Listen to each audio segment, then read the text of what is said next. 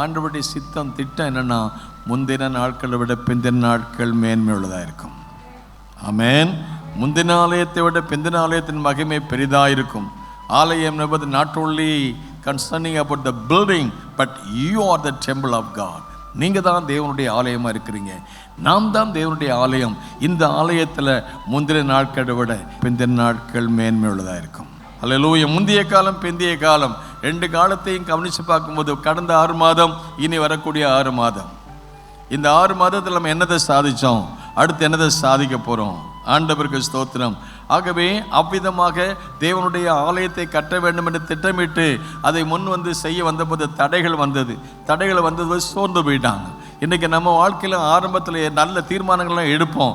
ஜனவரி மாதம், பிப்ரவரி மாதம் நல்ல ஆர்வமாக உற்சாகமாக தீர்மானம், நல்ல ஜெபம் பண்ணுவோம், நல்ல கொடுப்போம், நல்ல உழைப்போம், நல்ல தியானம் பண்ணுவோம், நல்ல ஊழியம் செய்வோம். வர வர பிரச்சனை வரும்போது, தடைகள் வரும்போது சோர்ந்து போகும். ஆகவே அப்படிப்பட்ட சூழல் தான் இந்த ஆகாய தீர்க்கதரிசி காலத்தில் சம்பவித்தது.